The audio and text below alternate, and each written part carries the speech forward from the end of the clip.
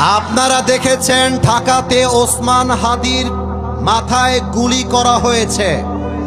আমরা শুনেছি আসামিরা নাকি বর্ডার ক্রস করে ভারতে প্রবেশ করে গেছে।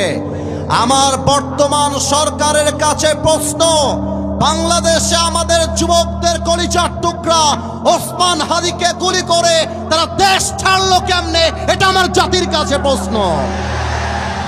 আপনারা যদি জামাত বিএনপির মারামারি বন্ধ করেন, হুজুরে হুজুরে চুলকানি বন্ধ করেন, হাতে হাত রেখে কাজ করতে পারেন, আমি আসিফ হুজুর আমার বুকের পাটার সমস্ত শক্তিকে এক করে বলছি, আওয়ামী লীগ তো দূরের কথা, আগামীতে নব্য কোনো ফেসিবাদ এই বাংলার মাটিতে তৈরি হবে না ইনশাআল্লাহ। আল্লাহ যেন আমার কথাগুলো বোঝার তৌফিক দান করে। পড়েন সবাই আমিন। আপনাদের বউ আছে কার কার? তারা একটু হাত তোলেন।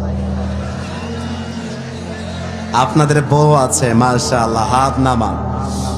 এবার কপাল পোড়া যারা, হতভাগা যারা, সিঙ্গেল যারা, তারা একটু হাত তোলেন।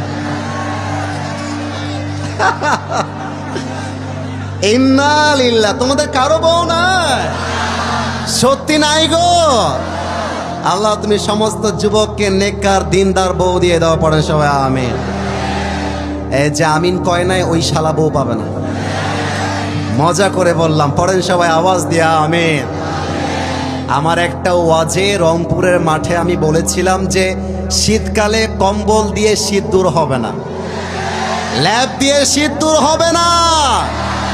যুবকদের শীত দূর করবে একমাত্র তার বউ। যুবক ভাইরা, বাবারা বোঝে না, বাবারা বোঝে না, খালি কয় নিজের পায়ে দাঁড়িয়ে বিয়ে কর। আর কিছু মেয়ে আছে দেখবা টাকা ছাড়া বিয়ের পিড়িতে বসতে চায় না। অনেক মেয়ে ঢাকা শহরে এমনও আছে আমি দেখেছি, টাকা পাইলে আর সরকারি চাকরি পাইলে বুইরা টাকলার সাথেও অনেকে বিয়ের পিড়িতে বসে যায়।